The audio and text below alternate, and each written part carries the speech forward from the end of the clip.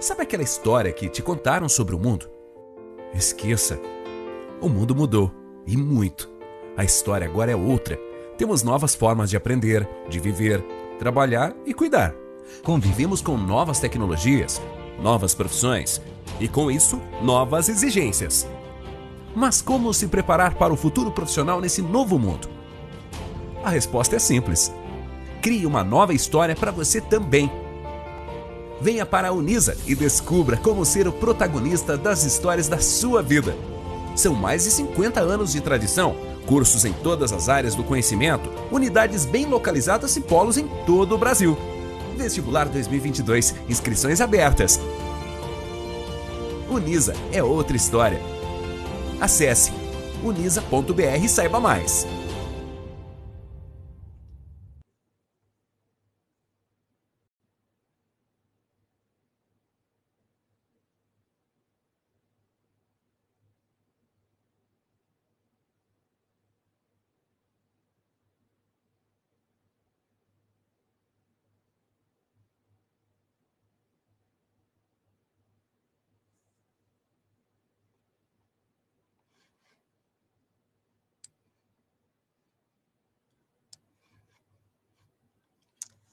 Olá, boa noite, sejam bem-vindas e bem-vindos ao nosso webinar do curso de Psicopedagogia presencial, pós-graduação aqui da Unisa.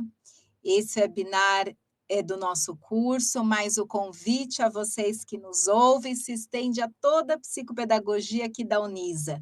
Nós temos também o nosso curso de pós-graduação na modalidade EAD, e temos também uma novidade aí dos últimos anos, bem fresquinha para nós, a psicopedagogia na modalidade graduação. Então, é toda a psicopedagogia da Unisa que tem a alegria de receber vocês aqui nesse nosso encontro reflexivo para pensar a psicopedagogia no Brasil, né? Os desafios da clínica e da instituição.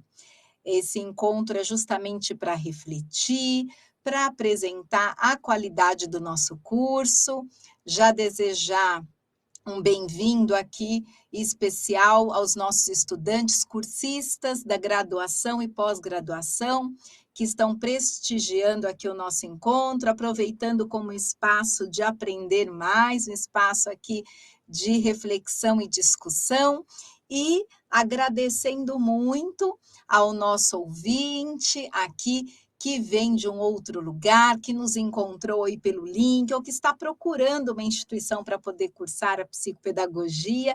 Então, seja bem-vindo e bem-vinda aqui nesse encontro, porque é um encontro justamente para pensar, né, esses desafios da psicopedagogia, que já tem 40 anos aqui no Brasil, mas que ainda tem um caminho longo aí para trilhar.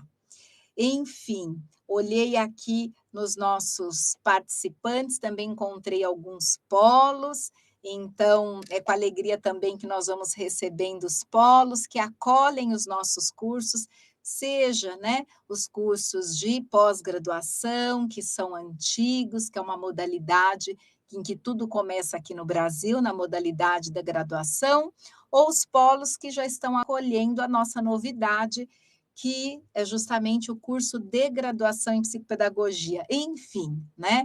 Que esse espaço seja produtivo, vocês podem deixar as perguntinhas, que ao longo, né, do nosso encontro eu vou buscando acolher e responder vocês. Preparei um material, né, de slides para organizar também a fala e trazer mais um recurso visual para quem está acompanhando aqui o nosso encontro. E na hora que esse material estiver compartilhado, eu não acesso de imediato as perguntas, mas o nosso combinado é que eu vou encerrando, né, com alguns minutos de antecedência a previsão do nosso encontro, que é de 1 hora, para que a gente tenha um tempo também aí para tirar dúvidas e para poder fazer a leitura das perguntas, certo? Antes de abrir já o nosso material para compartilhar, eu quero contar para vocês um pouquinho do meu percurso, então acho que vocês acessaram isso na inscrição. mas eu sou a professora Aline Percy e coordeno o curso, como eu contei no início, de pós-graduação na modalidade presencial, mas também componho o grupo de docentes no curso de pós-graduação Psicopedagogia, modalidade AD, e também compondo, né, como docente no nosso curso de graduação. Então, o meu percurso inicial de formação, ele vem da pedagogia, combina um pouquinho aqui com uma das perguntas que eu já irei abordar, e a partir do lugar da pedagogia, eu fui caminhando dentro da psicopedagogia, dentro, né, do meu mestrado em psicologia da educação, depois as especializações na área da neuroaprendizagem, da psicologia analítica, enfim, trilhando um caminho que vai compondo esse caminho da psicopedagogia, que é o olhar para a aprendizagem, né? Um olhar bem importante para o sujeito que aprende, o sujeito que ensina ao longo da vida. E embora a psicopedagogia tenha como um público-alvo convencional, mais conhecido as crianças em idade escolar, do fundamental 1 e 2, e um pouco também da adolescência ali, é um público realmente mais forte, mais conhecido na psicopedagogia, ela vem se ampliando e pensando na assessoria, na instituição, na aprendizagem do sujeito adulto e idoso, a partir desse lugar. A aprendizagem acontece ao longo de toda a nossa vida, então esse é o lugar da psicopedagogia contemporânea, tá? Então, contar um pouquinho para vocês desse espaço, né, de formação que tem a ver com as discussões que nós faremos da psicopedagogia, correto? A partir disso, tem uma perguntinha aqui que eu já irei abordar para responder Elizabeth. Ela pergunta se para estudar psicopedagogia tem que cursar pedagogia. É uma pergunta que tem várias facetas. Vou começar de início, tá? Então, a pedagogia, aliás, a psicopedagogia, como eu contei, ela tem uma área já longa dentro da pós-graduação e uma área que agora a gente está inaugurando, não só nós, né, enquanto Unisa, mas pensando no espaço do Brasil, da psicopedagogia graduação. Então, a tua resposta, Elizabeth, que pode contemplar o nosso público, inclusive quem nos ouve, né, nos ouvirá mais adiante pela gravação, é a seguinte: você tem a opção de fazer um curso de graduação, que nós temos um currículo, né, que é todo organizado a partir das orientações do MEC, dentro, né, do conceito de graduação, dentro do que a universidade prevê para o critério de organização de uma graduação, que é um curso de 4 anos. Então, você pode ser jovenzinho oriundo lá do ensino médio, como opção de graduação vai para a psicopedagogia, ou pode ser a sua segunda área de formação, imaginando que você venha de um outro lugar formativo, você tem essa opção de graduação. A outra opção é caso você já seja graduado, graduada. Então, você pode ser oriundo de outras formações e daí optar pela psicopedagogia pós-graduação, que na Unisa nós oferecemos com curso de 18 meses, de 1 ano e meio, tá bom? Então, dentro disso, com a legislação de psicopedagogia que nós temos hoje, que eu já conto isso para vocês, você pode ser oriundo de qualquer área, né, de graduação, porque a especialização com a carga horária correta, tudo, a psicopedagogia tem uma carga horária de pós-graduação de 624 horas, com toda a organização de prática, tudo isso te habilita vir para a pós-graduação, independente da sua área de graduação, tá? Isso é o que funciona hoje. A psicopedagogia, aproveitando, né, para contar para vocês, até antes de abrir o slide, eu acho que esse encontro é justamente para isso, para contar o que é psicopedagogia, como ela se organiza no Brasil, como ela é uma área, né, de atuação, um campo aí de trabalho, então acho que vale a pena nos organizarmos nesse tempo para eu explicar isso. A psicopedagogia, ela chega no Brasil na década de 80, então ela tem aí 40 e poucos aninhos já, é uma área reconhecida, nós estamos no livro das profissões, nós temos todo um percurso de formação e um lugar no mercado, principalmente oriundo, né, da pós-graduação, que é assim que ela nasce. Só que nós temos uma questão, a psicopedagogia ela não é uma área que a gente chama de regulamentada. Ela é reconhecida, mas não regulamentada. Por que eu conto isso? Porque nós temos, enquanto psicopedagogos, um órgão de classe, que é uma associação, não é um CD conselho, porque nós somos uma área ainda não regulamentada, e as áreas regulamentadas, por exemplo, a psicologia tem o Czinho lá do conselho, né, de psicologia. Nós temos o A de associação, ABPP, Associação Brasileira de Psicopedagogia. A instituição é o órgão que organiza as diretrizes para a psicopedagogia no Brasil, já que ela ainda não é regulamentada via Congresso, via parte, né, de legislação. Dito isto, o que nós temos hoje, então, a psicopedagogia pós-graduação recebendo qualquer aluno, desde que tenha uma graduação. Esse é o critério. Nós temos um projeto de lei desde 97 tramitando no Congresso para regulamentar a nossa profissão e fortalecer ainda mais. Neste projeto há uma indicação que quando ele passar e tudo for organizado, os novos, né, interessados em psicopedagogia precisarão vir ou da fonoaudiologia, ou da pedagogia, ou da psicologia, ou das licenciaturas. Para todos os outros formados, quando isso acontecer, é direito adquirido, não vai ter problema nenhum. Então, para quem não é da pedagogia ou das licenciaturas, da psicologia ou da fono, é bom fazer a psicopedagogia o quanto antes, porque como o nosso programa, né, todo lá o projeto de lei não tramitou ainda, a psicopedagogia tem esse abraço grande aí para todas as áreas e a pós-graduação, pensando nesse público, que vai organizar a formação desse sujeito, tá? Quando acontecer que esse projeto de lei passar e a psicopedagogia poder ter um conselho, ela for regulamentada do ponto de vista do projeto de lei, daí nós vamos ter esse recorte e as outras áreas que não as que eu comentei, precisará fazer a graduação de 4 anos, tá bom? Por enquanto estamos funcionando assim, então corram quem tem, né, esse desejo, esse interesse em se formar como terapeuta da aprendizagem, caso já seja graduado e queira esse caminho que ainda é um pouquinho mais curto, tá bom? A andragogia é uma parte da psicopedagogia ou pedagogia, a Milaine pergunta. Ela é uma parte da pedagogia de origem, porque o conceito de andragogia é essa aprendizagem do adulto, mas ela não é um conceito só da pedagogia, né? Que a pedagogia é uma área mais antiga, então já faz uso desse conceito. Quando nós vamos pensar na aprendizagem ao longo da vida, a psicopedagogia também agrega esse conceito da aprendizagem aí do jovem, do adulto e do idoso a partir da andragogia, tá bom? Então, nós também transitamos nesse conceito, embora ele tenha chegado primeiro na pedagogia, tá bom?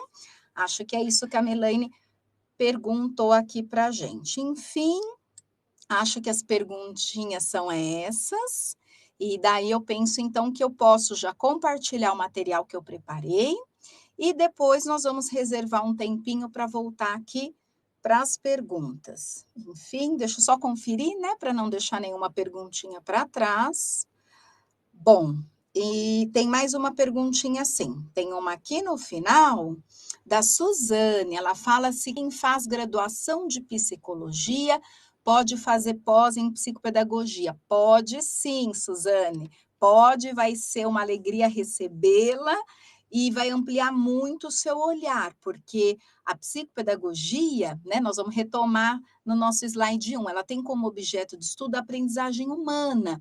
Então, embora a psicologia, né, tenha um olhar super amplo, uma graduação de 5 anos, vai passando pelos espaços e tem uma dedicação específica para o conceito de aprendizagem dentro de um curso que é tão diverso. A psicopedagogia vai trazer para você essa lente, é uma lente das relações de aprendizagem, não só escolar, mas dentro de instituições distintas, mas pensando na força do Brasil, é principalmente, né, nesse momento ainda, a psicopedagogia com esse foco na instituição escolar ou na clínica, que nós vamos nomear de clínica psicopedagógica, ampliando o seu olhar, que já está na clínica, né, dentro da mediação psicoterapêutica, trazendo aí o olhar para acolher a queixa de aprendizagem. A lógica da psicopedagogia é acolher, né, não estabelecer uma guerra, um campo de forças disputando clientes, não. A psicopedagogia tem um código de ética, tem uma estrutura ética muito bem organizada. o público-alvo da psicopedagogia, independente da idade, mas ela nasce, é claro, pensando no sujeito da idade escolar, é a queixa escolar. Então, se o sujeito tem outras queixas que não a queixa lá na aprendizagem, ele não é nosso cliente, ele não é objeto de estudo da psicopedagogia. Então, isso deixa muito claro qual é o nosso objeto. E a avaliação psicopedagógica, quando ela é feita de forma organizada, correta, ética, ela vai deixar isso claro. Ou se é um sujeito que tem, sim, uma queixa na aprendizagem, mas é uma queixa que estabelece correlações com outros ruídos, um ruído de linguagem, e daí nós vamos encaminhar e solicitar uma parceria com a fonoaudiologia, um ruído nas habilidades socioemocionais ou no eixo dessa dimensão socioafetiva, e daí nós vamos solicitar uma parceria interdisciplinar com a psicologia, ou a nossa avaliação vai indicar um ruído na área de saúde, daí encaminhar para um neuropediatra, enfim. Né? Nós podemos transitar em parceria, inclusive é importante que essa parceria aconteça com a equipe multidisciplinar, quando a queixa na aprendizagem ela estabelece correlações com outras áreas, mas o nosso público principal é o sujeito que apresenta uma queixa na aprendizagem. E pensando de um modo muito comercial, muito prático, né? Pensando quem é esse cliente que mais procura hoje a clínica psicopedagógica, qual família, né? Principalmente se a gente pensa em criança e adolescente, é uma queixa lá na aprendizagem, uma queixa com conteúdo escolar, tá bom? A Mailane traz uma perguntinha, se queixa pedagógica seria dificuldade de aprendizagem? Sim, a queixa pedagógica é uma dificuldade de aprendizagem. É isso mesmo. Então, aquele sujeito que eu sempre brinco assim nas minhas aulas, ele tem N coisas para resolver na vida, mas na escola ele caminha, não é público-alvo da psicopedagogia, né? O público-alvo da psicopedagogia é uma dificuldade, uma queixa que esteja reverberando no espaço pedagógico, no espaço da escola, no aprender. Pensando lá no ciclo de alfabetização, que é um público muito comum da psicopedagogia, as dificuldades de leitura, escrita, cálculo, firmar aquela alfabetização do primeiro ou terceiro ano, ou de repente consolidar e sofisticar aquele conhecimento que caminhou até o terceiro ano, mas está com dificuldade entre o quarto e o quinto de sofisticar uma fluência de leitura, um trabalho de inferência maior na matemática, ou uma organização de estudos lá no Fundamental 2, em que as disciplinas já vão exigir um grau de abstração maior. Então, é principalmente nesse lugar, é o lugar mais comum da psicopedagogia, embora eu tenha contado que ela tem ampliado, tem pensado em instituição, as assessorias, né? Mas o lugar que ela nasce, que ainda ela é mais conhecida, ela é mais requisitada, é esse lugar da dificuldade de aprendizagem clássica, tá bom? Enfim, acho que agora nós conseguimos acolher aqui as perguntinhas e, enfim, vou compartilhar com vocês o material, tá? Em alguns minutinhos. Acho que a gente consegue aí em uns 15 minutinhos discutir o material, essas pistas gerais da psicopedagogia, para que eu consiga depois voltar aqui nessa tela ampla com vocês, certo? Então, vamos caminhando. Vou compartilhar aqui nossa tela.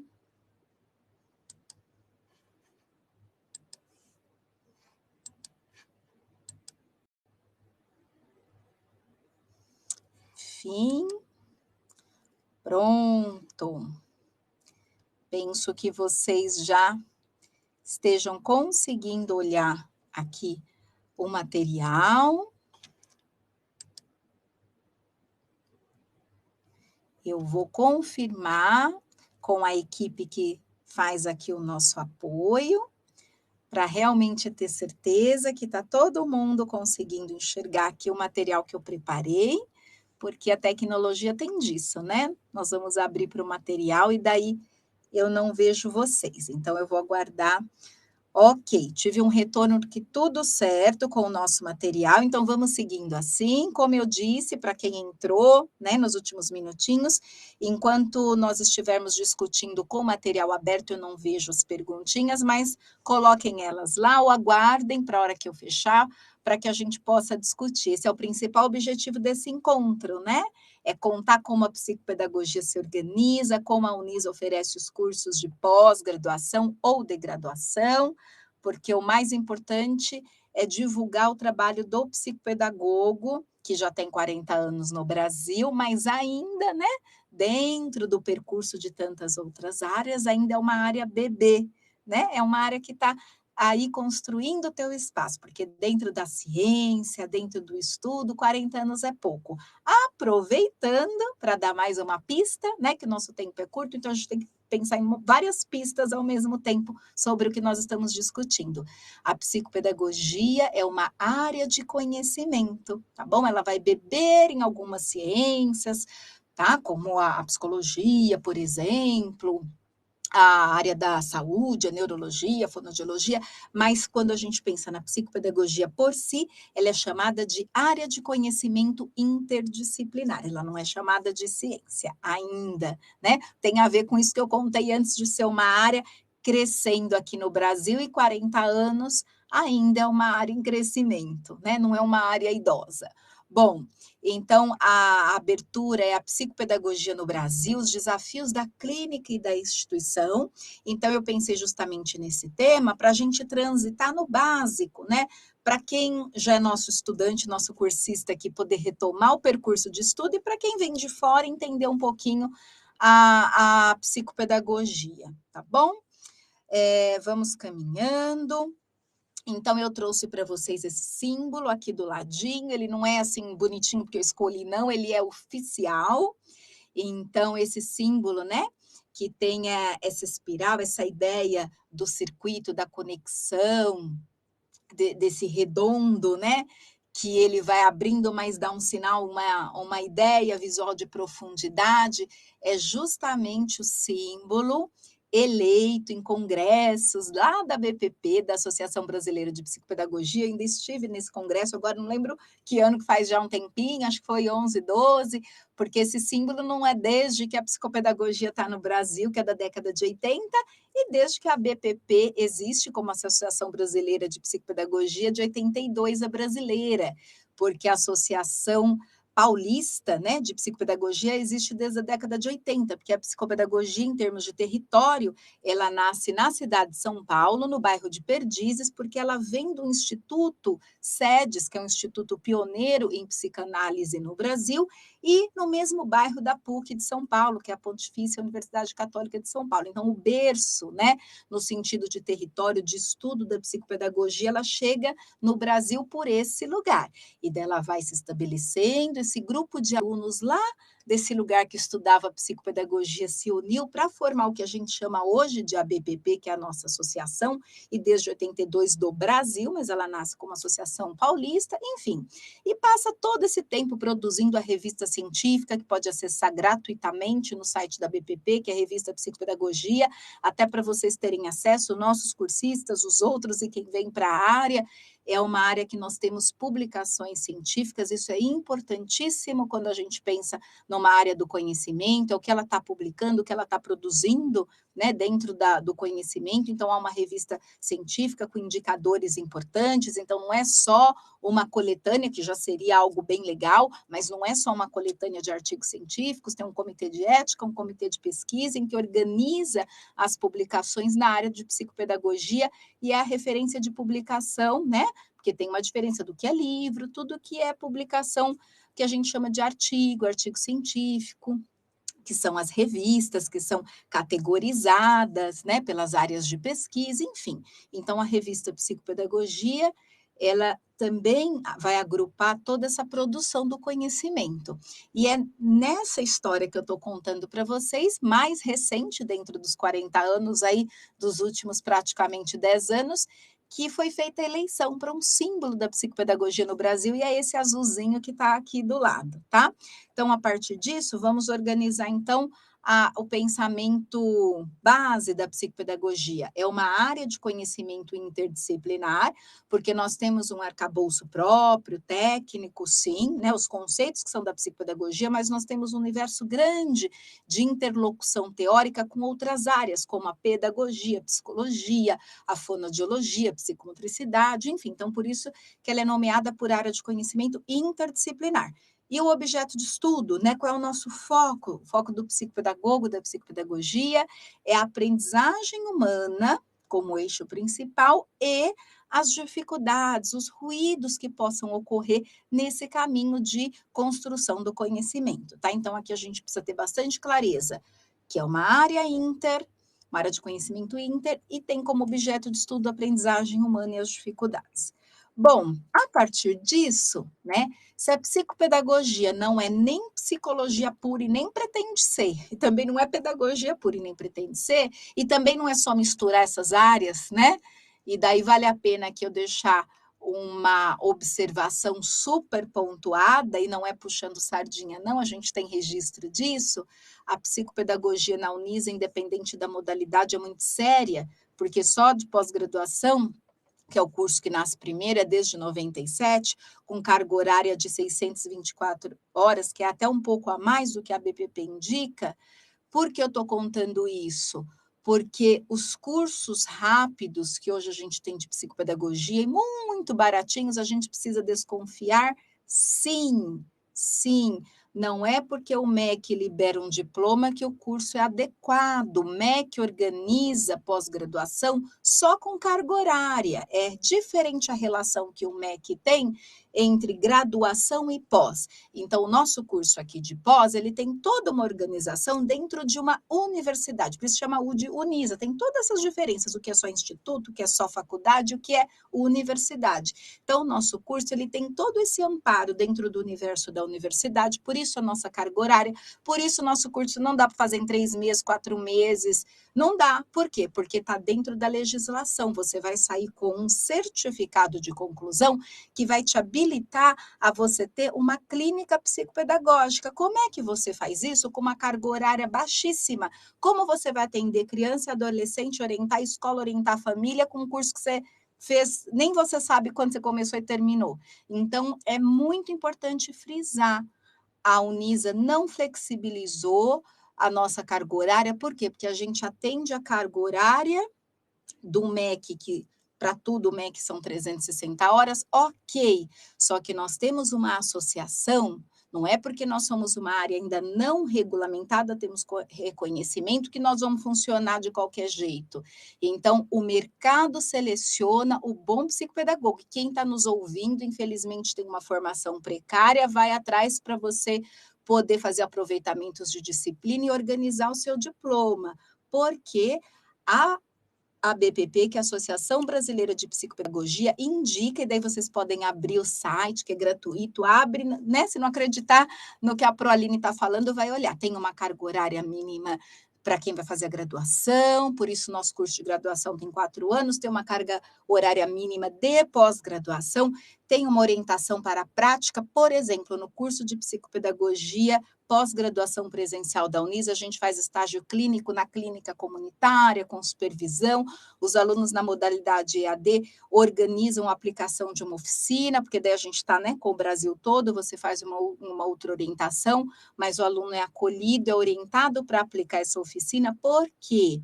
Porque nós precisamos organizar a psicopedagogia no Brasil a partir das diretrizes da BPP. Você fala, Aline, só porque é ético que já seria o suficiente? Não, além de ser porque é uma forma ética de se formar para acolher o outro, porque quem é o psicopedagogo?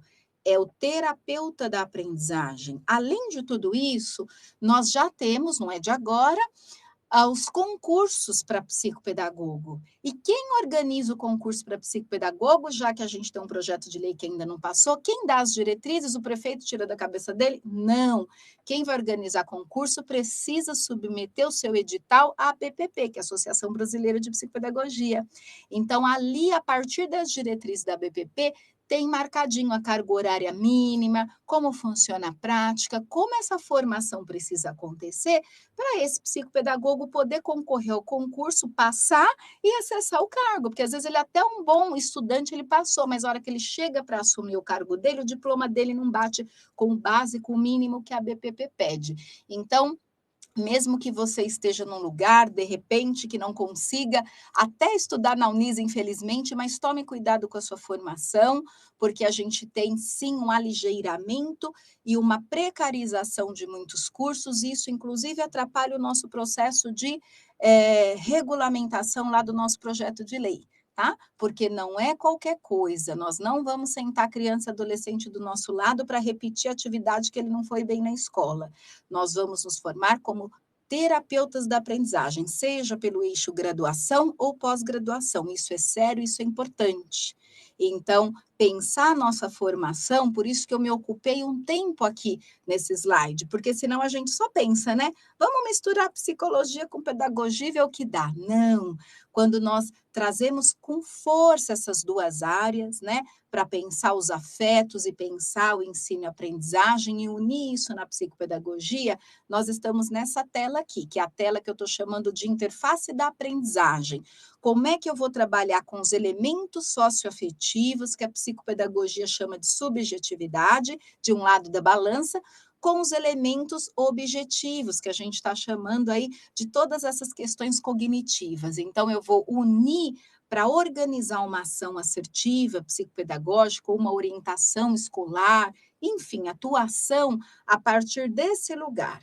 Não é só ensino e aprendizagem pura, porque eu já tenho isso na pedagogia. E não é só elemento socioafetivo, porque eu já tenho isso na psicologia. Então, quando eu quero pensar a união entre os elementos do desejo, que a nossa pauta, né, de leitura teórica, ela vem da psicanálise, ela se amplia, mas ela vem da psicanálise, por isso o conceito, o termo desejo, ele é empregado na psicopedagogia séria, né, que a gente estuda de verdade, a gente descobre o porquê desse conceito, e o eixo conhecimento, que vem a partir das contribuições da epistemologia genética e da neurociência aplicada à educação.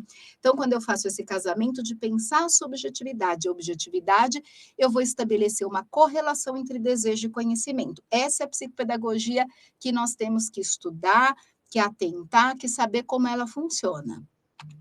A partir disso, nós temos uma tríade, né, nesse caminho, nessa balança de desejo e conhecimento, de objetividade e subjetividade, nós temos aí uma tríade, que é justamente ensinante, aprendente e objeto de conhecimento. Quem é o ensinante? Por que eu não falo ensino? Igual pedagogia, eu falo ensinante, porque eu quero trazer movimento para esse lugar.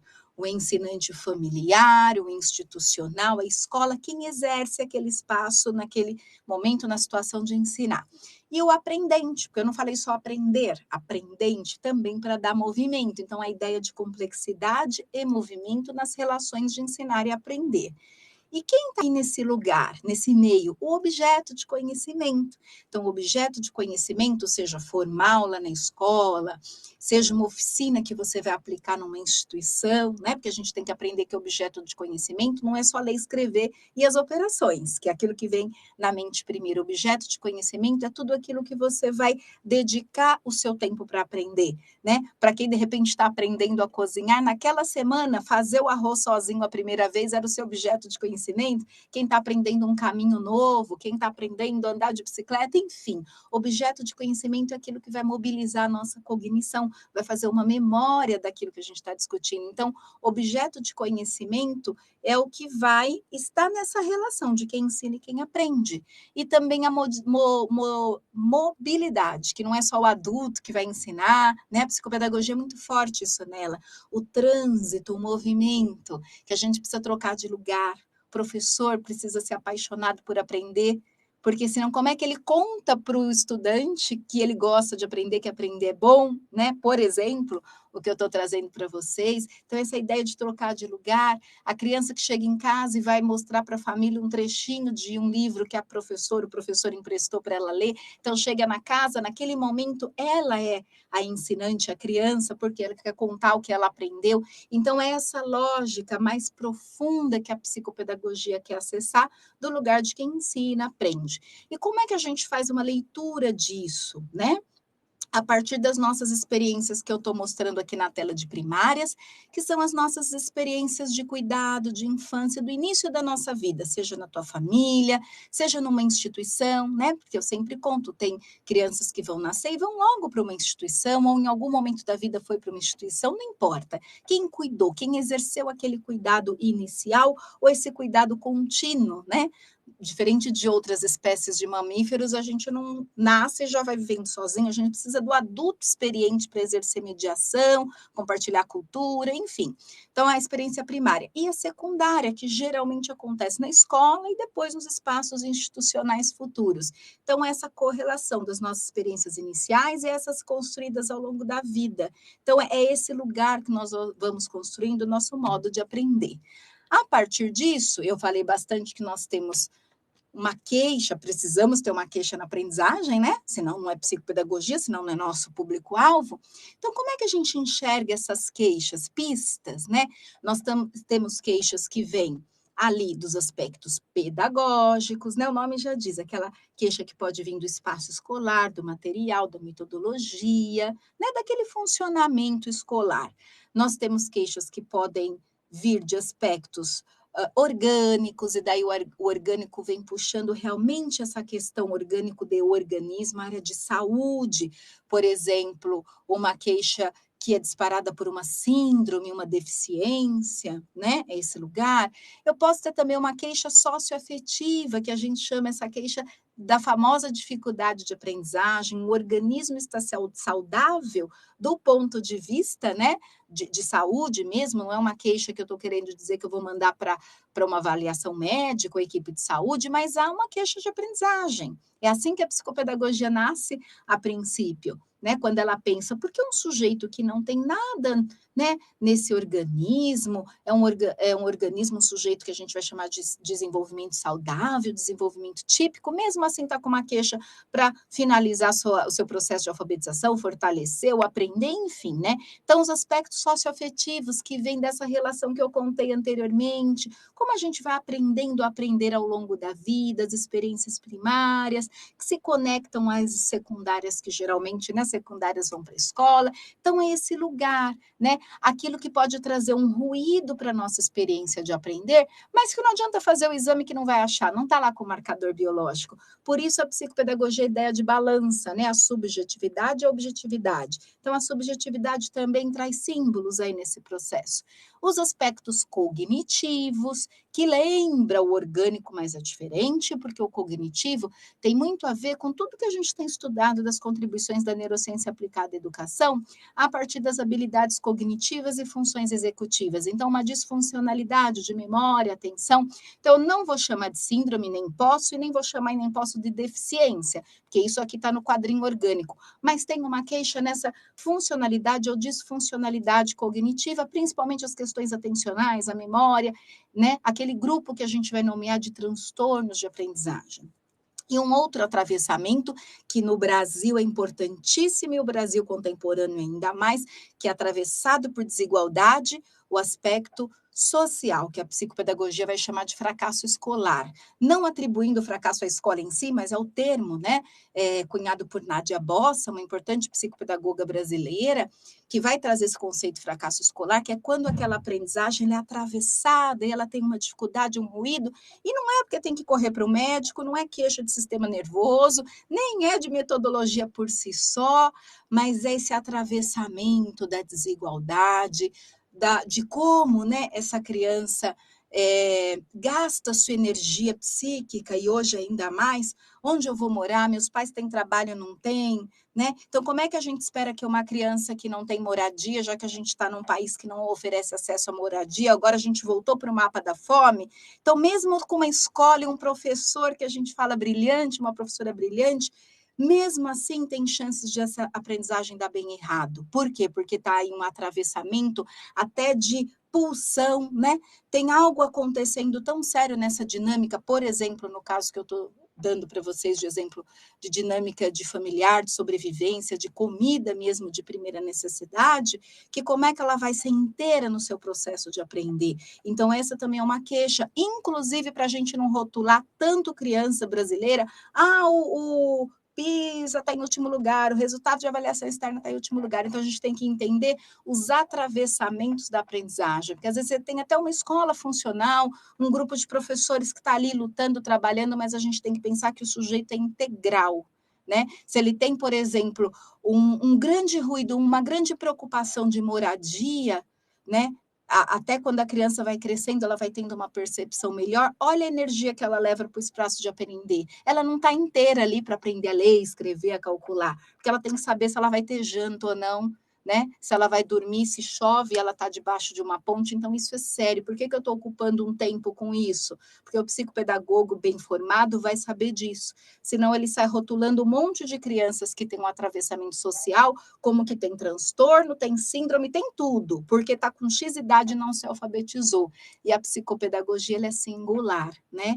Ela acolhe e ela olha esse sujeito inteiro. Então, o sujeito inteiro tem todas essas facetas aqui que eu estou contando para vocês.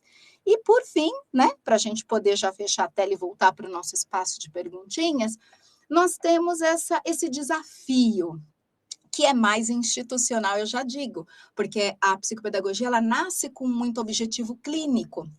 Então, nós produzimos material, pesquisa, andamos bastante já na psicopedagogia clínica. E há pouco tempo, né, dentro dos 40 anos, há um tempo menor, a psicopedagogia institucional se fortalece, ou vem se fortalecendo. Então, o que é isso? Dentro da clínica, o nome já diz, né, a clínica psicopedagógica, o teu olhar é mais singular, porque você, embora o sujeito tenha família, vá na escola, ele tem toda a rede dele de relações, ele vai ali tradicionalmente, né, de forma mais comum, uma vez por semana ou 2 vezes por semana para ser atendido no teu consultório, ou de repente você é um psicopedagogo que quer ter menos gastos, né, com espaços de aluguel e vai atender domicílio, não tem problema, mas é o espaço de atender aquele sujeito em si, a partir de um eixo de trabalho que a gente chama de avaliação e intervenção, um protocolo, né, que você vai aprender, lógico, no curso, aplicar de forma adequada para fazer uma avaliação, para enxergar o slide anterior, a queixa está rondando por quais lugares daqueles que eu acabei de explicar, para poder fechar uma hipótese diagnóstica, uma boa avaliação e começar a remediar, começar a intervir. Esse é o lugar da clínica mais organizado e mais longo já no Brasil. E o olhar institucional, que é o desafio, que é pensar a psicopedagogia dentro dos espaços institucionais, além da escola, as empresas, né? As organizações sociais, as ONGs, aquelas que vão ter um trabalho de contraturno, ligada, né, ao serviço social, a hospitalar, a psicohospitalar, enfim, então a psicopedagogia andando também nesse lugar institucional. E quais são as palavras, né, de base da instituição? Prevenção. Porque a clínica, você imagina que já tem um ruído, uma queixa, uma dificuldade de aprendizagem. Daí chegou lá, você fecha uma avaliação para entender o caso e começa a remediar, começa a intervir. Na instituição, a gente tem o olhar que é um passo, né, anterior. Porque você pode começar um trabalho com oficina, um trabalho de prevenção, né? Um trabalho de cuidado com aquele grupo, com aquela comunidade. Então, a palavra prevenção é muito forte na psicoinstitucional. Por quê? Diferente da clínica, que você está olhando um sujeito por vez, você no espaço institucional, além da prevenção, você olha o coletivo, a dinâmica do diverso, tá? Então, o nosso desafio, como diz o nosso título, é ampliar e fortalecer a psicoinstitucional, principalmente, é ganhar espaço, inclusive, de trabalho, de mercado, né? Ganhando esse espaço nas instituições, tá? Esse é um desafio importante. Aqui eu coloquei mais algumas palavrinhas ainda nesse eixo, né? Que na clínica e na instituição, não importa, a gente tem a bandeira desde 97 lutando pela regulamentação da profissão.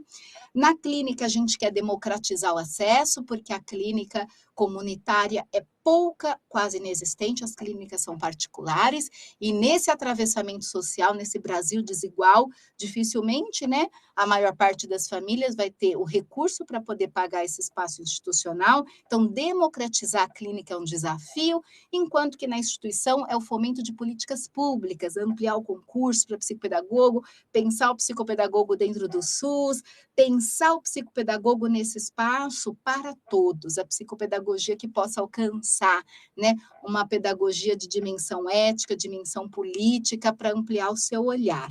Né? Então, por fim, né, ainda no nosso quadrinho de desafios, e daí vale para os dois também, cuidar das dimensões técnica, estética, política e ética da formação do psicopedagogo.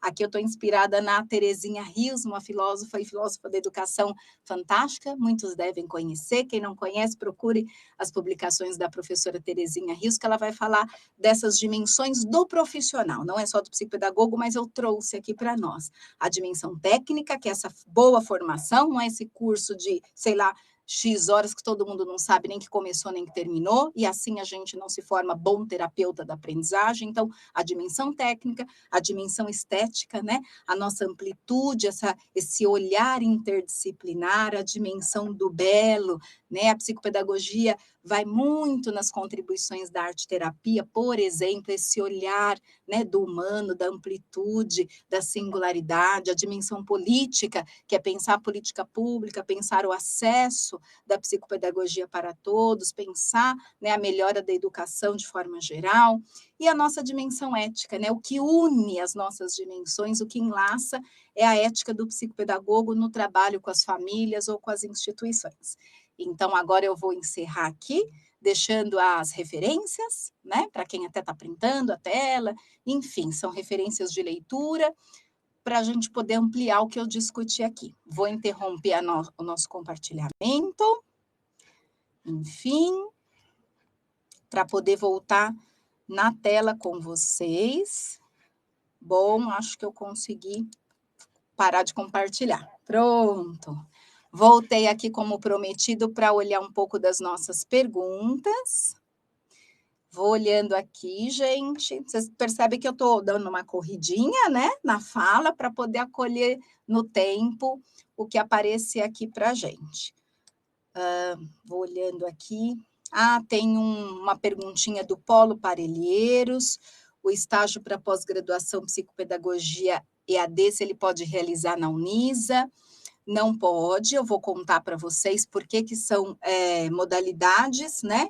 Distintas, porque embora nós tenhamos polo em São Paulo, ele é pensado para o Brasil todo. Então, quando a gente faz o plano de curso, né, quando toda a parte institucional aprova o plano de curso, ele aprova, independente para quem mora em São Paulo, o nosso polo do Pará.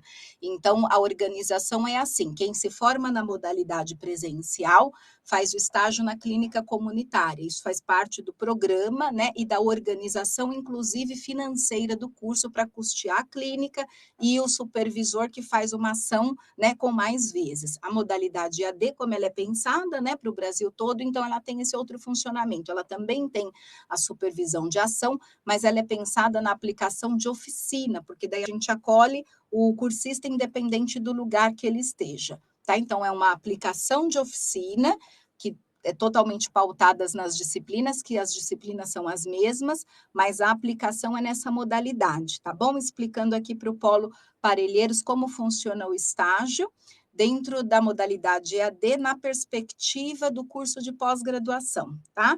Curso de graduação é diferente porque o MEC tem todo um funcionamento de estágio, né, que a gente segue as diretrizes do MEC para curso de graduação, e daí tem uma carga horária grande, são 300 horas, organizadas em observação, ação, né, toda a diretriz, porque daí a graduação entra numa carga horária bem maior, e daí tem outros modos de funcionar, tá bom?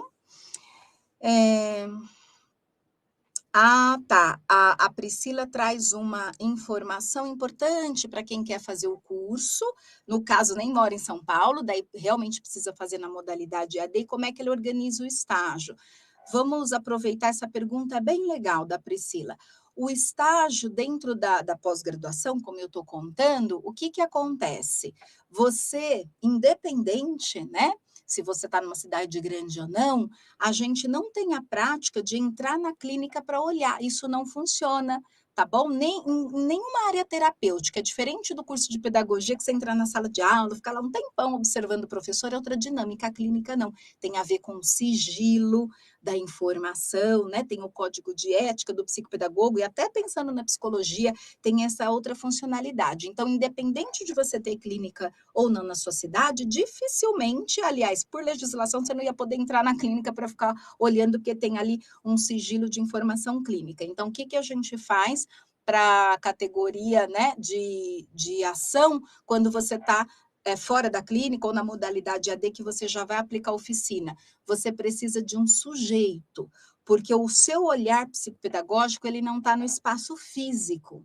Se tem uma clínica com uma sala que alguém te liberou, você alugou por, né, X horas para fazer uma ação, ótimo, mas isso não vem ao caso. O que você precisa para ação psicopedagógica é o seu protocolo de ação, é a sua ação. Então, qual que é a minha sugestão?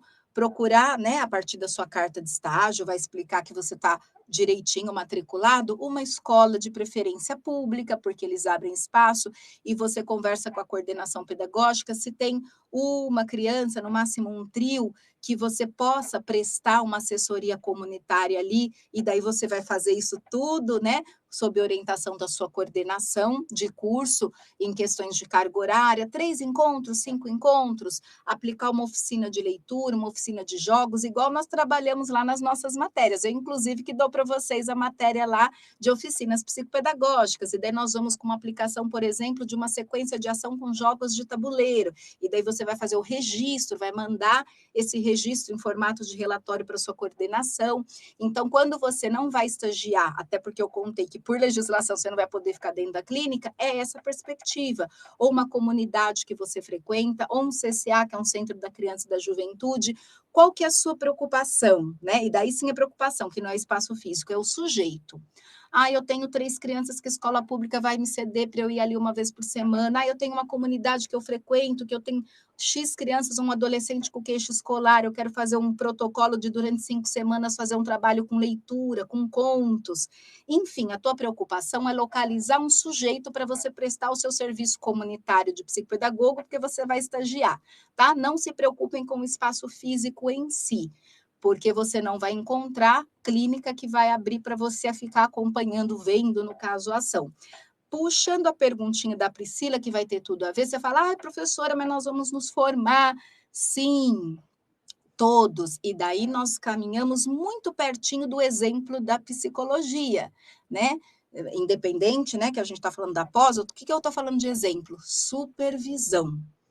Nós fazemos o curso para aplicar a oficina, para estudar bastante a carga horária, as 2 modalidades são 624 horas, mas eu não vou mentir para ninguém, porque não é segredo. Independente se você veio fazer estágio na clínica, não veio, se você já está formado aqui nos assistindo, fala, eu já tenho diploma, tudo bem, vai começar um trabalho, nem que seja comunitário, para pôr em prática o que você aprendeu e contrate uma supervisão. Gente, isso não é brincadeira, né? Nós nos formamos, quando você tem a sua formação correta, como terapeuta da aprendizagem. A hora que você manda o seu diploma para a BPP e vê se está registrado pelo MEC tudo certinho, sabe o que acontece? Você se associa na BPP, que é a associação, paga uma taxa anual e recebe um número para carimbar relatório. Então, isso não é simples no sentido básico, é uma seriedade nessa ação. Então, a gente precisa de supervisão. Você não vai fazer supervisão até perder de vista, porque você vai se fortalecendo na sua área, mas a supervisão com um psicopedagogo formado, experiente, é importante, porque à medida que você começa a atender, você vai discutindo o caso, solicitando uma ideia, trocando informações, se fortalecendo, até que você se fortaleça o suficiente para, de repente, contratar uma supervisão vez por outra. Mas no início de carreira é importantíssimo, porque você vai, de certa forma, estabelecer uma correlação na vida do outro. Você vai emitir relatório, você vai fazer avaliação. Então, a formação é o seu degrau 1 e super necessário. Sem ele, você não avança. Mas a supervisão depois vai te ajudar, tá? Que mais que a gente tem aqui? Estou dando uma olhadinha para ver se chegaram perguntinhas novas. Tem uma perguntinha aqui, outra da Milane, vou ler que ela está compridinha. Os aspectos socioafetivos são aspectos do comportamento. Nem só os socioafetivos, a gente está falando dessa dimensão mesmo simbólica, das relações, né? Das emoções, mais do que comportamento, vamos puxar aí a palavrinha emoções, tá? Então, os aspectos subjetivos vêm para esse lado das relações, das emoções, né, do social, enquanto que os aspectos orgânicos vêm desse lugar, sim, do corpo, do organismo, das funções cognitivas e executivas. Dela pergunta para nós, a criança autista, como a gente pensa, né? o autismo ele vem de uma queixa de neurodesenvolvimento. Então, além de uma intervenção psicopedagógica para estimulação das habilidades que apresentam maior prejuízo, tem uma equipe multidisciplinar, por exemplo, um terapeuta ocupacional na intervenção com o TEA, né, que é o transtorno do espectro autista, é fundamental. Alguns têm muito prejuízo na linguagem, vai ter também, né, o ideal que tivesse uma mediação na fonoaudiologia, tá? Então, o TEA, que é o transtorno do espectro autista, é um sujeito importante para a clínica psicopedagógica, mas a clínica psicopedagógica é insuficiente em alguns casos. A gente precisa, sim, da equipe da psicoterapia para uma organização de comportamento, estimulação de linguagem, com a fonoaudiologia, por exemplo, as questões sensoriais que são latentes, o TO, que é o terapeuta ocupacional, e o psicopedagogo vem no apoio escolar, tá? Só para dar uma explicação rápida aqui para a Melaine. Enfim, acho que é isso. Foi a última perguntinha aqui que eu vi. Foi a perguntinha da Melaine. Que bom que deu certinho, que a gente praticamente tem aí, acho que uns 2 minutinhos para finalizar, né? O marketing deixou para nós aqui um link importante, tem um recadinho da equipe que está monitorando aqui o nosso trabalho, que esse webinar vale como horas complementares, que legal, né? Para quem está na graduação, principalmente. Os certificados dos eventos são importantes, porque compõem as horas, né, que vocês têm ali para cumprir. Graduação em todo lugar assim, porque é a ordem do MEC, né? Nós temos as horas complementares. Então, tem o link aqui que a equipe já deixou para vocês poderem acessar, né? O comprovante de participação aqui nesse encontro. Enfim, eu penso que nós já estamos no horário de finalizar. Passa rápido, né? Penso que passa bem rápido, mas enfim, eu quero agradecer aqui a atenção, espero que tenha contribuído, né, que vocês tenham aí gostado da nossa conversa, e para os nossos alunos, alunas, cursistas, é uma alegria, né, ter recebido vocês, a Unisa está sempre de portas abertas, o meu contato, professora Aline, né? Vocês vão achando lá na Unisa, e a professora Vera, que coordena a psicopedagogia no EAD, a graduação. Então, professora Aline, Percy e Vera Ponciano são as professoras que vocês poderão fazer contato, tá? Um forte abraço e espero os nossos convidados que ainda não se decidiram pelo curso, que possam escolher a Unisa ou possam indicar o nosso trabalho, porque nós temos realmente uma psicopedagogia que tem um percurso aqui na cidade de São Paulo e agora no Brasil todo, né? Quando a gente pensa aí no trabalho dos polos, certo? O marketing está contando para nós, que é a equipe que nos acompanha, que vai ficar gravado sim no canal oficial da Unisa. Então, um forte abraço para todos e todas, e nos vemos aí adiante. Em agosto tem um outro webinar, daí vocês fiquem atentos à agenda da Unisa e nos encontramos com outro tema em agosto. Até mais, um abraço.